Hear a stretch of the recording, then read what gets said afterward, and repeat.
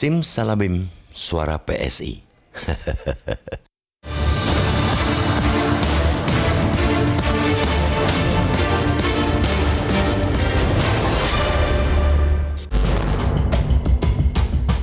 Dalam politik praktis di tanah air, dunia bukan sekadar panggung sandiwara, melainkan sudah menjadi panggung sulap. Begitulah banyak kalangan mengkritik melonjaknya perolehan suara Partai Solidaritas Indonesia atau PSI dalam hitungan jam. Setelah dengan secepat kilat mengangkat putra Presiden Joko Widodo, Kaisang Pangarep, sebagai ketua umum hanya 2 hari pasca ditetapkan sebagai anggota partai, kini PSI disorot karena suara yang tiba-tiba menggelembung.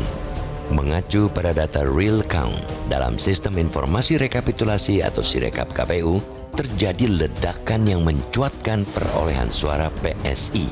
Per Minggu 3 Maret, pukul 18.46 waktu Indonesia Barat, suara PSI memperoleh 2,4 juta suara atau 3,13%. Padahal pada Senin 26 Februari atau 6 hari sebelumnya, perolehan PSI masih di kisaran 2 juta suara atau 2,68%. Adapun data yang masuk sudah melampaui 60%. Bila tren itu berlanjut, PSI kian menuju perolehan suara ambang batas untuk mengisi kursi DPR, yakni sebesar 4%. Bagi Ketua Dewan Pembina PSI, Grace Natali, penambahan suara partainya merupakan kewajaran, apalagi proses rekapitulasi perolehan hasil suara masih berlangsung. Selain itu, kenaikan suara sebenarnya juga terjadi di Partai Kebangkitan Bangsa atau PKB dan Partai Gelora. Bedanya, perolehan suara 2 partai tersebut naik secara bertahap, bukan melonjak sekitar 400.000 suara dalam hitungan hari. Hasil penghitungan di KPU inilah yang membuat geger. Publik geleng-geleng lantaran keajaiban langgam kenaikan suara PSI yang mendadak sontak dan melawan beragam teori. Dari hasil hitung cepat dan exit poll berbagai lembaga survei misalnya, menunjukkan bahwa elektabilitas PSI mentok di 2,8% dengan margin of error plus minus 1%. Dari berbagai lembaga survei itu, suara real PSI maksimal ada di angka 3,8%. Itu artinya tidak mencukupi untuk meraih kursi DPR yang ambang batasnya 4%. Ketua Majelis Pertimbangan Partai Persatuan Pembangunan atau P3, Roma Hurmuzi pun berang. Berdasarkan catatannya, PSI antara lain mendapatkan 19.000 suara dari 110 tempat pemungutan suara. Artinya, PSI meraih 173 suara dari tiap TPS.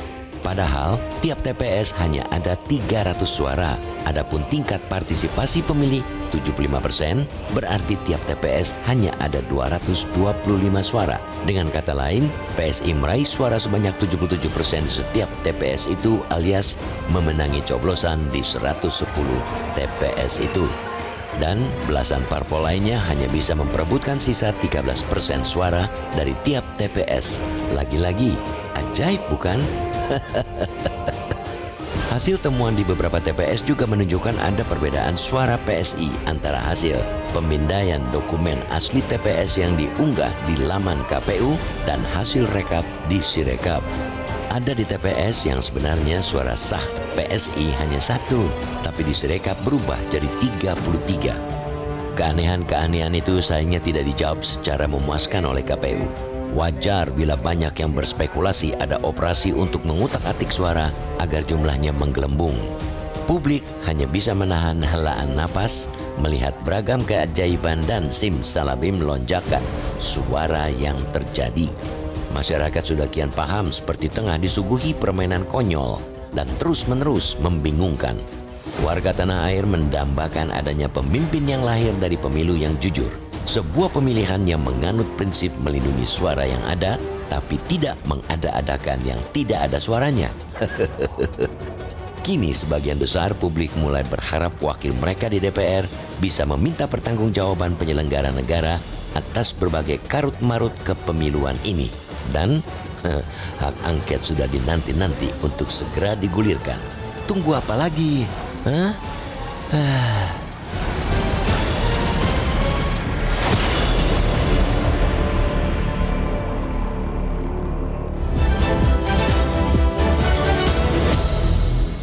Jelajahi cara baru mendapatkan informasi. Download Metro TV Extend sekarang.